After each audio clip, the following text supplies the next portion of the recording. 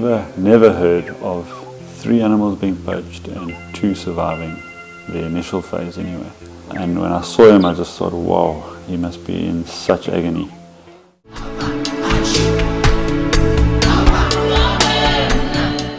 And my very first impression was, this animal has got no chance. She was blowing blood-tainted froth out of her nostrils.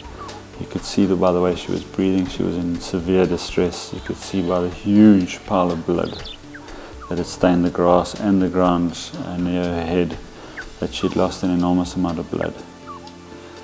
And there were visible signs of her having struggled through the night. And I just thought, surely we can't save this one. So with her I was able to find an ear, raise a vein and give her the antidote.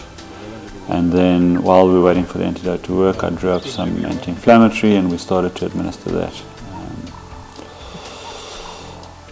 And yeah, to my absolute amazement, and it's still just, it's like a miracle that she moved, and you could see her ears started to flick and her tail came up, and her breathing got deeper. And then I just thought, imagine if this animal does wake up and is better than we think she is. What is she going to experience when the anesthetic wears off and all that pain-killing property disappears? I thought, well, maybe this is just the last throes for her. Maybe this is just agonal clutching at death, and that this was going to be it, and she was going to die on us. But once again, to my utter amazement, she stumbled to her feet. This time she actually managed to get up, and she stumbled away down the hill, and she started to turn, and as she came back into our vision again, we could see the full extent of her injuries from the front.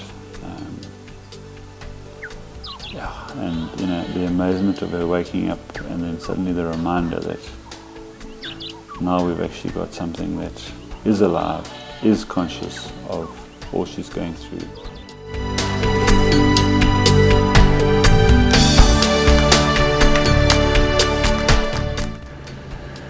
But it seems to have gone well. The nice thing was she was nice and light all the way through. We were able to work with her without her endangering anyone's lives, and the fact that she could stand up like that was actually a good sign. It tells you that we've just got her as deep as we need to work with her.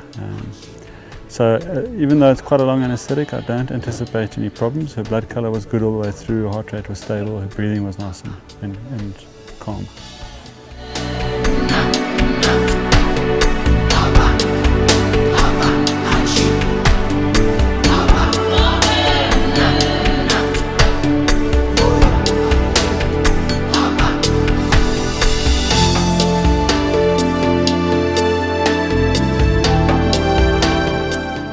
Today has been an absolutely tragic ending to 24 days of struggle.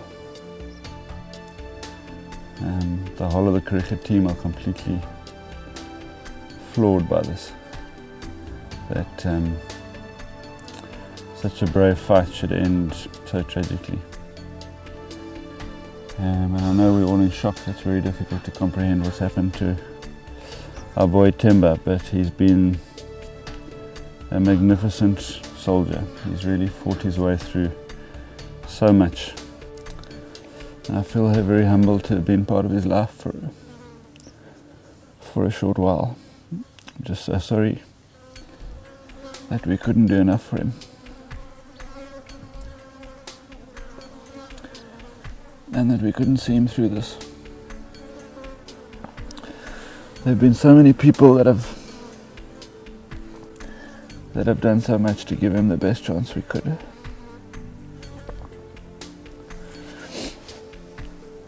And it's all because of what he had here.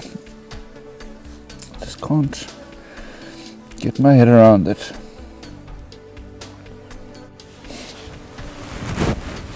We simply have to find a way of stopping this. We just have to. We cannot allow Rhino every single day, sometimes 2 or 3, sometimes 8 in a day, to go through this.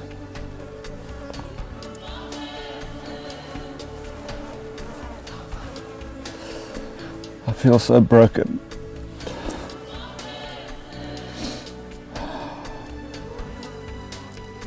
So utterly broken that we've put him through so much. Beyond what the poachers did, we've put him through so much.